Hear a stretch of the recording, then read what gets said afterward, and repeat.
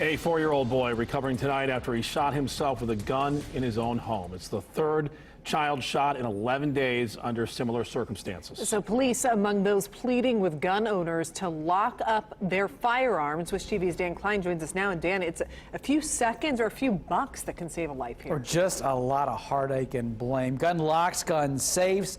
Either one works, but better yet, both. That's in today's incidents. The child is in serious condition, but police say he has stabilized. They are among those who hope this is the incident that gets even those who aren't parents to change some bad habits.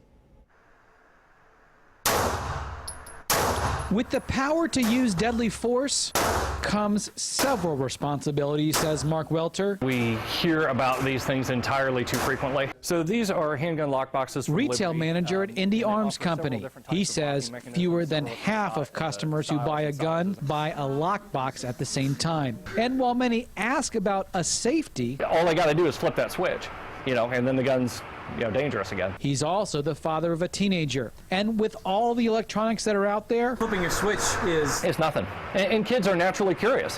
What does this do? Okay, if it moves, they're going to move it.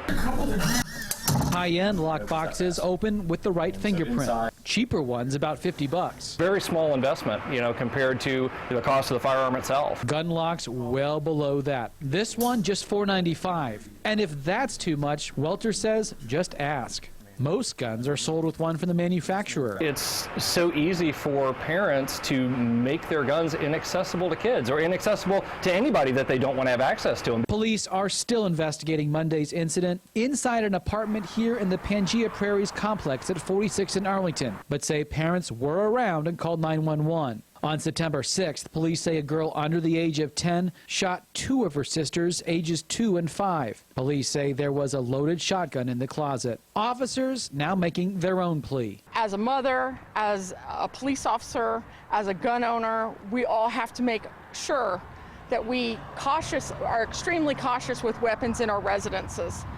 This is very important. Any child can pick it up. A reminder that this message isn't just for parents, but aunts and uncles and grandparents too. Really, any gun owner where a curious child might visit. It just happens too often, and it's so easily preventable. It's very, very disappointing. Anytime something like this happens. Mark Welter tells me the wrong thing for gun owners to do, especially parents, is to hide your guns. Instead, he says, talk to your kids about guns. Take the mystery away.